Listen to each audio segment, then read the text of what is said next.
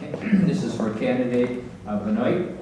If you believe the city is overspending money currently, give specific examples where you want to cut back and how will service levels be affected.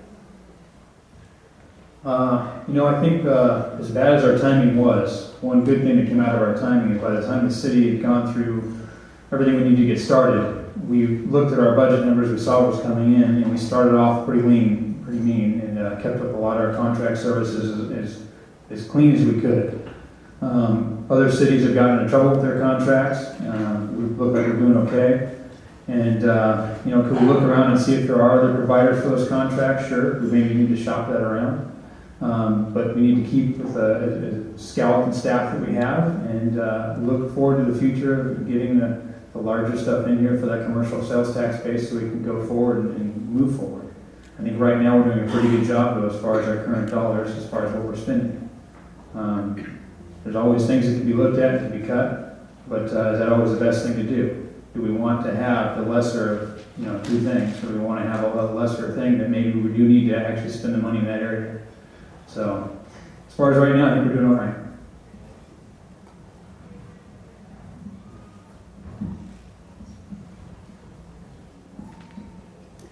Okay, well let's go out right now. Start an RFP for our in-house service providers.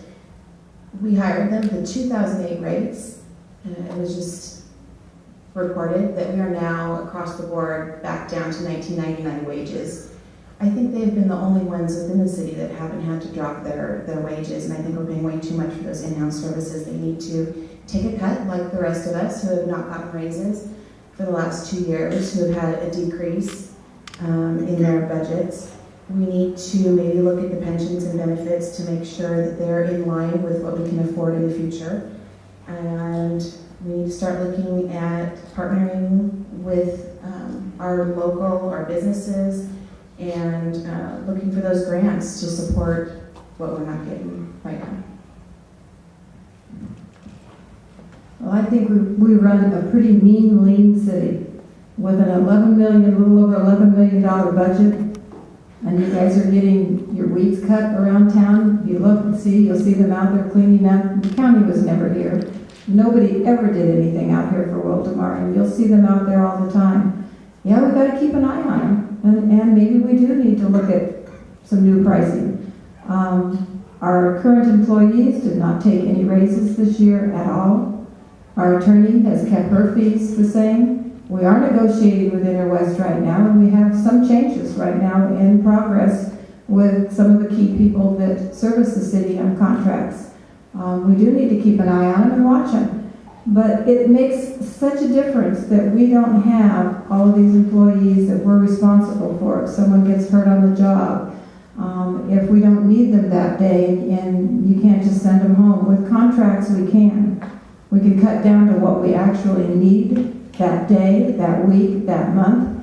If we get busy, we can bring them in and bring them back up again. They've done a fantastic job in getting this city up and running and coming up with some ideas and some programs. I keep talking about paving roads, but they've come up with a great program to get some of our dirt roads paved. We are always looking for grants. We're always looking for other ways to make it work and to keep the costs down. Nobody wants to spend money on something we don't need to, especially me.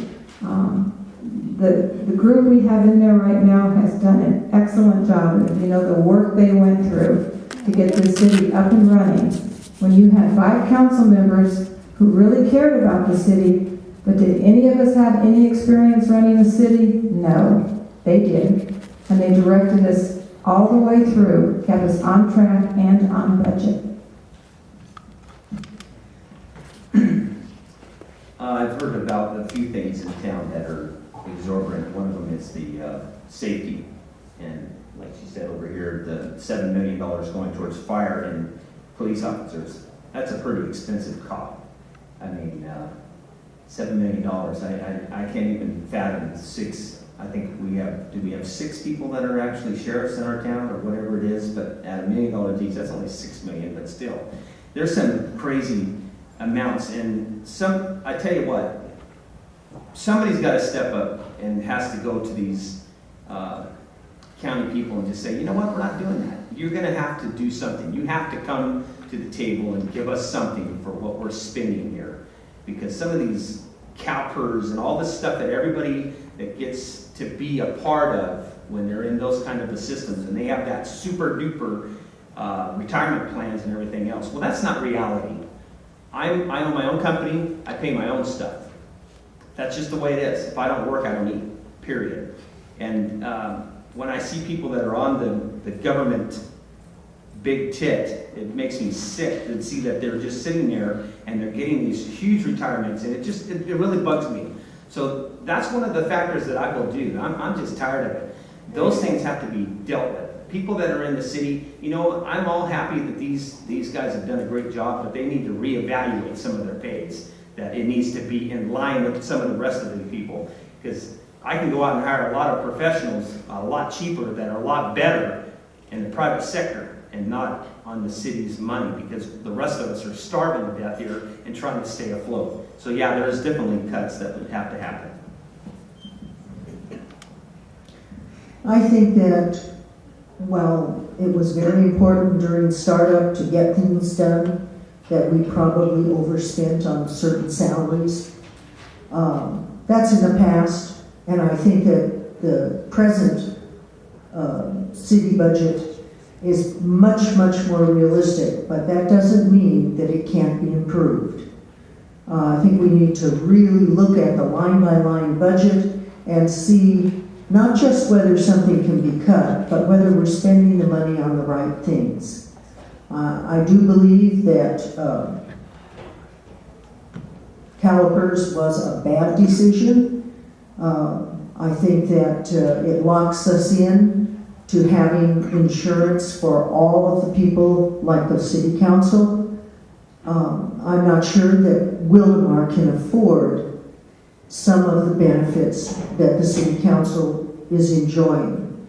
And I think that it comes down to asking yourself a question of, can we afford it?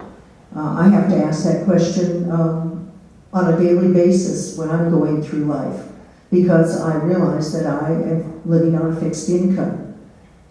And I can't have everything I want, as desirable as it may be.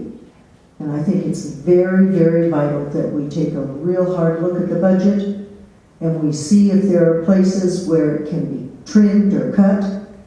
And I do think that we really need to examine the contract situation. I think it's a good plan overall, but I also think that we are paying 2008 prices here. And I think that everybody needs to take a hard look at that. Okay, well, we've not taken on debt, and we are required to keep our budget balanced. The decisions that were made on the council in terms of who we contracted with and what the pay is were policy decisions, and these were made by a council of 5 people. New people get on the council, you're one vote. If you want to vote differently, you have to, you're going to vote differently, but you may not get what you want because you're one vote. The people that we contracted with have brought in several $million in grants. They've done a great job. And when we were interviewing for city manager, guess what? We didn't have very many good applicants come in. We were a small city. We don't have a big budget. You pay less, you're going to get what you pay for. I think we got a great city manager, and I wasn't bowled over by the other applicants. I think we're going to have some requests for proposals going out for services in January. I would encourage the local businesses to bid, because I think we can pay less on some of these things if we get local businesses bidding. So please pay attention to that. And Board of Supervisors is looking at the pension system and tiering it. So that will affect us in terms of the police and fire. And just have to follow that and see what happens.